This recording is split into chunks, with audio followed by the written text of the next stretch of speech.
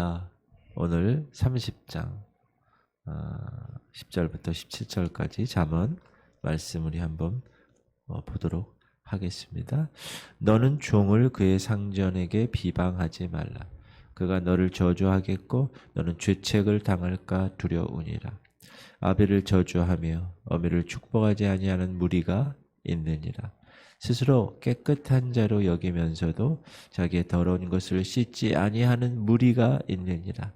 눈이 심히 높으며 눈꺼풀이 높이 들린 무리가 있느니라.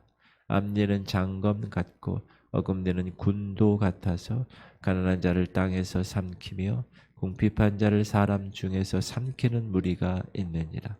거머리에게는 두 딸이 있어 다오다오 하느니라. 족한 줄을 알지 못하여 족하다 하지 아니하는 것 서넛이 있나니 곧 스올과 아이 베지 못한 태와 물로 채울 수 없는 땅과 족하다 하지 않는 불이니라. 아비를 조롱하며 어미 순종하기를 싫어하는 자의 눈은 골짜기에 까마귀에게 쪼이고 독수리 새끼에게 먹히리라. 아멘.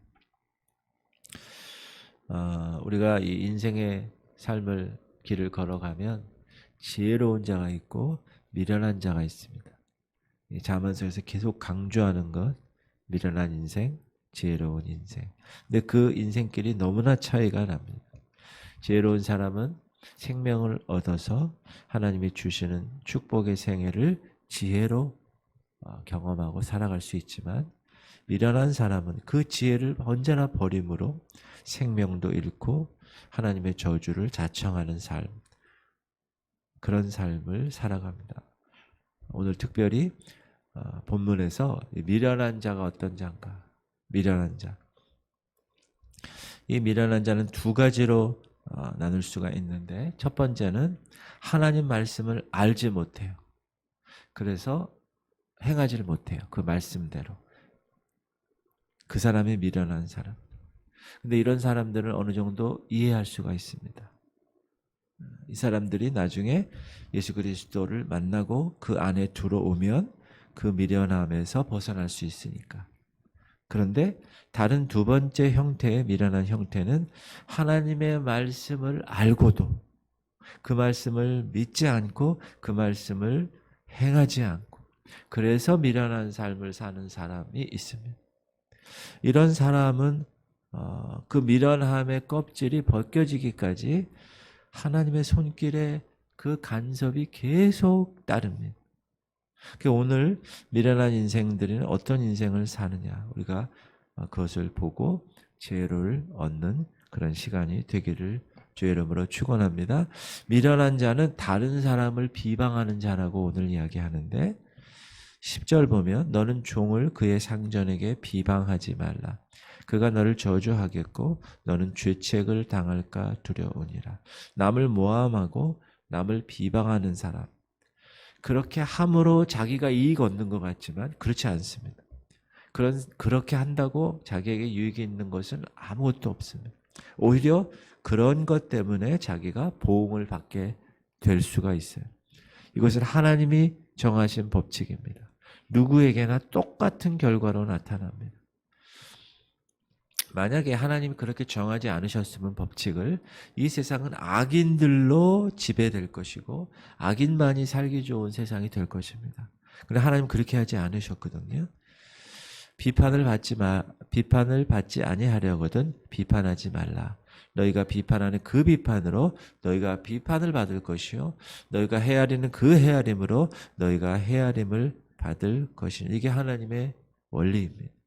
그러므로 어떤 경우에나 누구에게나 이 원리는 적용되기 때문에, 그러므로 우리는 남을 비판하거나 흉을 보거나, 특히 교회에서 다른 사람 없을 때 그 사람에 대해서 이야기하는 것, 그건 특히 나쁜 일들.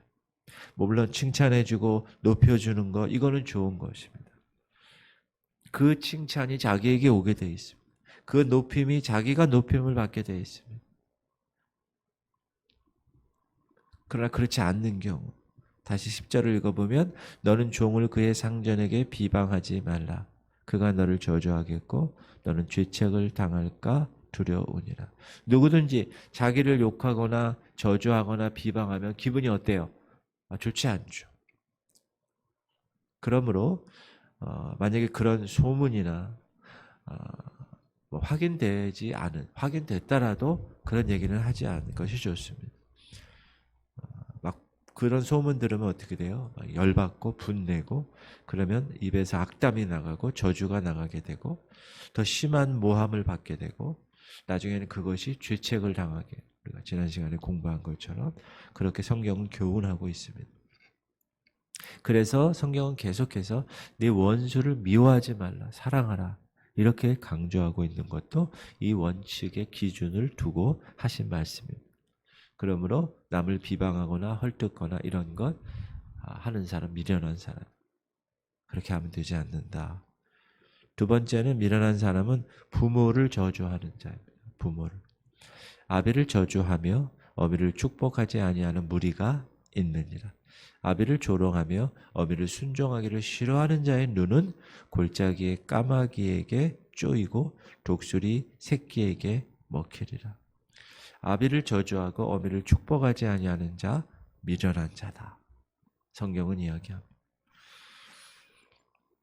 하나님은 계속해서 구약에서도 네 부모를 공경하라. 십계명에서 대신계명, 대인계명이 있으면 대인계명의 첫 번째 계명이 부모를 공경하라.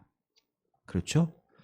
네 부모를 공경하라. 그리하면 네 하나님 여호와가 네게 준 땅에서 네 생명이 길리라.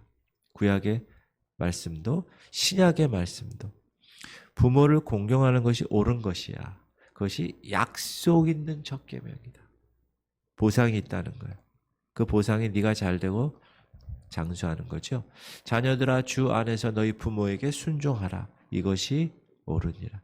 네 아버지와 어머니를 공경하라. 이것은 약속이 있는 첫 계명이니 이로써 네가 잘되고 땅에서 장수하리라. 그러므로 지혜로운 자녀는 부모에게 효를 합니다. 이런 효의 결과는 자신에게 축복으로 이렇게 보상이 되기 때문에 그렇습니다. 그러므로 미련한 사람들, 이런 하나님 말씀을 듣지도 않고 들어도 믿지도 않고 믿어도 따르지 않는, 요즘 신문이나 이 매스컴에서 보면 이 부모를 학대하는 경우, 불효하는 경우, 심지어 구타까지 하는 페르나들이 얼마나 많은지 모릅니다. 이런 하나님의 말씀을 통해서 우리가 알 수 있는 것은 자식은 그 어떤 경우라도 부모를 저주하지 말아야 못 배우고 가진 것 없고 늙고 지금 너무 힘들고 이래도 절대 그렇게 하면 되지 않아요. 부모를 조롱하거나 그의 말씀에 불순종하거나 부모를 저주하거나 축복하지 아니하는 것, 이건 하나님의 보응을 받을 것이다. 미련한 자다. 세 번째, 미련한 자는 외식하는 자라고 오늘 12절에 스스로 깨끗한 자로 여기면서도 자기의 더러운 것을 씻지 아니하는 무리가 있다. 미련한 자는 자기 더러움과 자기의 거짓됨을 모르는 사람. 자기는 깨끗한 줄 알아. 정직한 것으로 알아요. 그래서 어디서든지 자기 자신을 깨끗한 것처럼 처신을 합니다. 그래서 그 사람에게는 양심을 속이는 더러운 것들이 그 안에 있는 거예요. 회개하기를 거부하고, 이런 사람이 참 미련한 사람이에요. 사랑하는 성도님들, 저와 여러분은 늘 하나님 앞에서 살아가는 사람들입니다. 맞습니까? 그러면 내게 대하여 하나님 모르시는 것이 없어요. 나보다 나를 더 잘 아셔요. 내 마음의 생각까지, 이 폐부까지 다 감찰하시는 분이십니다.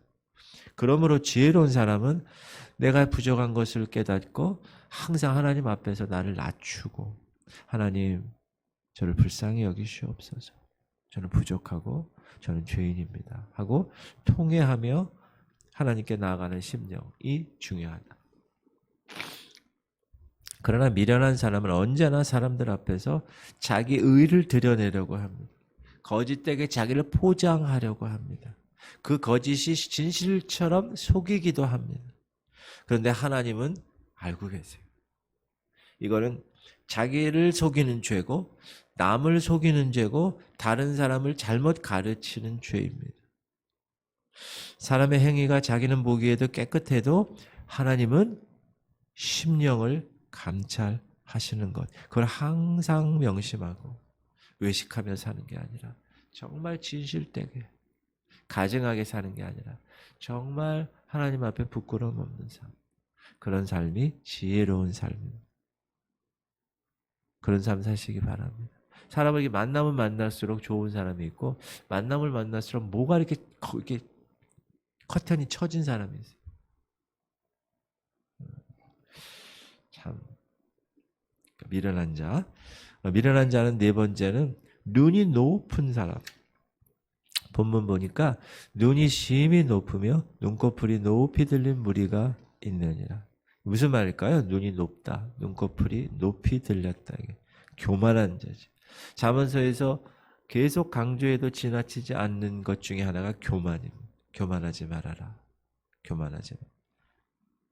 교만한 자만큼 미련한 자가 없다. 이렇게 계속 자기 교만 자랑하고 자기를 교만하게 만드는 게 자기 돈, 권세, 능력, 명예. 여러분 그게 자기가 보기에는 대단한 것 같지만 하나님 보시기에 어떨까요? 아무것도 아닙니다. 하나님은 법칙을 세워놓으셨는데 교만한 자를 대적하신다는 거예요. 여러분 사람이 대적하는 것도 아니고 하나님이 대적하는 거예요. 교만한 자를. 주께서 곤고한 백성은 구원하시고 교만한 자를 살피사 낮추시느니라. 사람을 하나님이 낮추실 때 하나님이 낮추시는데 누가 높아지겠어요? 이 세상에. 그 누구도. 그리고 우리가 잘 아는 교만은 패망의 선봉이요 거만한 마음은 넘어짐의 앞잡이니라. 그래서 제가 요즘 생각하는 것 중에 하나가 선천적으로 겸손한 사람이 있어요. 여러분. DNA가 아주 겸손하고 온유한 인품을 갖고 있는 사람이 있어요. 제가 아는 목사님 중에 한 분이 있어요. 자, 그 사람은 복 중에 복입니다. 하나님이 좋아하는 DNA를 갖고 태어났어요. 그럼 부모님에게 감사해요. 사랑하는 성도님들, 교만한 자 부러워하지 말고 교만한 자 멀리 하십시오. 교만한 자랑 뭐 중요한 대화나 약속하면 분명히 무슨 일이 생깁니다. 하는 게 아니에요. 그 다음에 미련한 자 중에 다섯 번째는 가난한 자를 삼키는 자라고 오늘 본문이 얘기하는데 가난한 자를 땅에서 삼키며 궁핍한 자를 사람 중에서 삼키는 무리가 있느니라. 여러분 가난하고 어려운 형제를 막 마음이 긍휼한 마음이 있어 이렇게 도와주고 위로해 주는 거 있죠. 이거는 정말 말할 수 없는 축복입니다. 축복. 왜냐하면 하나님은 가난한 자를 돕는 사람을 반드시 기억하신다고 그러고 반드시 보상을 주신다고 말씀하고 있기 때문에 그래요. 그래서 지혜로운 사람은 가난한 사람에 대해서 늘 관대하고 그들을 돕고 이 교회도 마찬가지입니다. 교회가 이 가난한 사람들을 위해서 이렇게 사역을 감당하는 것은 너무나 귀한 일이다. 너무나 귀한 일이다. 네 하나님 여호와께서 내게 주신 땅 어느 성읍에서든지 가난한 형제가 너와 함께 거주하거든 그 가난한 형제에게 네 마음을 완악하게 하지 말며 네 손을 움켜쥐지 말고 반드시 네 손을 그에게 펴서 그에게 필요한 대로 쓸 것을 넉넉히 구워주라. 하나님은 가난한 사람들을 도와서 궁핍하지 않게끔 하라고 명령하셨다. 여러분 주변에 가난한 사람이 있으면 어떻게 해야 돼요? 도와줘야 돼요. 그래야 네 범사와 네 손으로 하는 바에 복을 주신다. 너는 반드시 그에게 줄 것이요 줄 때는 아끼는 마음을 품지 말 것이니라. 이로 말미암아 네 하나님 여호와께서 네가 하는 모든 일과 네 손이 닿는 모든 일에 내게 복을 주시리라. 이게 지혜로운 자예요. 가난한 자에게 줄 때 넉넉하게 주고 아까워하지 말아라. 그리고 하나님은 이 땅에 가난한 자를 늘 둘 것이야 얘기하셨어요. 시작. 땅에는 언제든지 가난한 자가 그치지 아니하겠으므로 내가 네게 명령하여 이르노니 너는 반드시 네 땅 안에 네 형제 중 곤란한 자와 궁핍한 자에게 내 손을 펼치니라. 아무리 그 나라가 태평성대를 이룰 나라라 할지라도 가난한 사람을 이웃에 하나님이 두시겠다고 말씀하십니다. 왜 두신다고요? 가난한 형제를 도와줌으로 우리에게 복을 주시기 위해서 가난한 자를 두시는 거예요. 교회에서도 여러 가지 은사가 있지만 그 구제의 은사는 참으로 귀한 은사입니다. 피차에 우리가 감사가 넘치고 하나님의 보상이 확실하다고 얘기하는 구제 사역. 이건 정말 선한 일을 하는 건 너무나 귀한 일이다. 우리 교회도 튀르키예 지진 때문에 여전도에서 이렇게 물품을 이렇게 하고, 그렇죠? 그리고 우리가 식당 저쪽에 나눔의 장소를 하나 마련했잖아요. 그래서 누구도 모르게 거기다 갖다 놓으면 누구도 모르게 그걸 쓰는 거예요. 아무튼 귀한 일이라고 봅니다.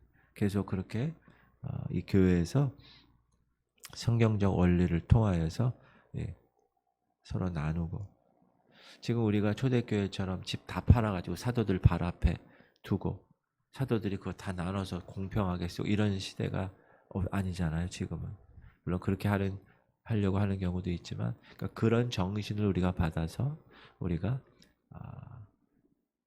집안에 멀쩡한데 쓰지 않는 게 얼마나 많아요. 그런 것들을 조용히 그 장소에 놓으면 또 그걸 가져가서 기묘하게 쓰는 그런 일은 참 귀한 일이다 라고 생각을 합니다. 따라합시다. 우리 교회는 좋은 교회다. 제가 여러분에게 계속 수연시키고 있죠. 우리 교회 좋은 교회. 미련한 자는 여섯 번째, 만족할 줄 모르는 자. 거머리에게는 두 딸이 있어 다우다우 하느니라. 족한 줄을 알지 못하여 족하다 하지 아니하는 것 서너시 있나니 곧 스올과 아이베지 못하는 태와 물로 채울 수 없는 땅과 족하다 하지 아니하는 불이니라. 하나님께서는 족한 줄 모르고 만족함이 없는 삶을 거머리 같은 인생이라고 비유하셨습니다. 그리고 스올, 음부, 스올은 주로 땅이 갈라지면서 여기 있는 사람들 다 삼키는 거.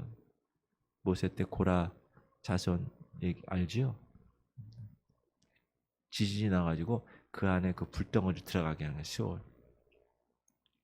아무도 채울 수가 없다. 미련한 사람은요, 어느 환경에 가나 불평해요. 원망해요. 그 사람은 제일 좋은 집에서 산다고 해도 불평하는 거예요. 돈을 잘 버는 사람은요, 잘 보세요. 만족할 수 있을 것 같아요? 절대 그렇지 않습니다. 내가 1억 벌면 만족할 것 같아. 1억 여러분이 갖고 있으면 만족 못해요. 아유, 10억 할 걸 그랬어요. 10억 딱 줘. 아이, 100억. 이게 인간이라는. 사람을 보며 세상을 볼 때 만족함이 없었네. 절대 만족함이 없어.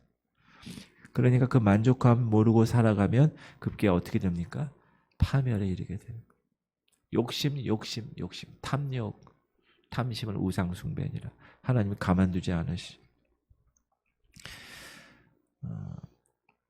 사람은 하나님의 뜻을 따라 자족하는 생활을 해야지 분수에 넘치는 욕심을 부리다가 멸망에 빠집니다.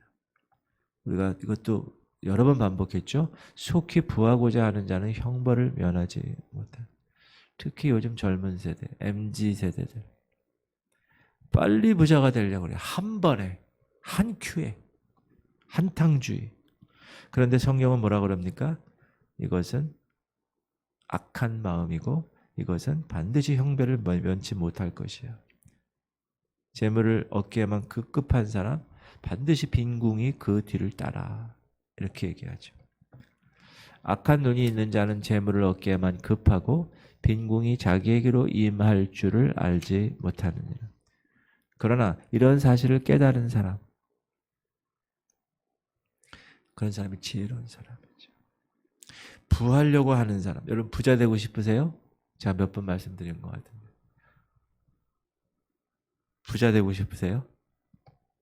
이 말씀을 읽어보세요. 부하려 하는 자들은 시험과 올무와 여러 가지 어리석고 해로운 욕심에 떨어지나니 그 사람으로 파멸과 멸망에 빠지게 하는 것이라. 부자 되고 싶은 사람은 이 말씀을 꼭 기억하십시오. 재벌 집에 태어난 사람들, 2세, 3세, 마약 연루돼서 언론에 나오고 유명한 영화배우 얼마나 부와 명예가 있어요. 마약 사건 때문에 감옥에 가고 파멸과 멸망에 빠지게 하는 겁니다. 우리는 늘 만족할 줄 아는 마음으로 살아가. 우리가 어제 아굴의 소원, 내가 두 가지를 주께 구하였사오니 내가 죽기 전에 내게 거절하지 마시옵소서. 곧 헛된 것과 거짓말을 내게서 멀리 하옵시며 나를 가난하게도 마옵시고 부하게도 마옵시고 오직 필요한 양식으로 나를 먹이시. 일용할 양식, 만나는 일용할 양식. 이틀분 모으면 썩어요. 하나님 데일리 브레드, 일용할 양식으로 만족하며 살아가는 사람, 지혜로운 사람. 하늘나라의 창고에 쌓는 사람, 지혜로운 사람. 우리가 이 세상에 아무것도 가지고 온 것이 없죠.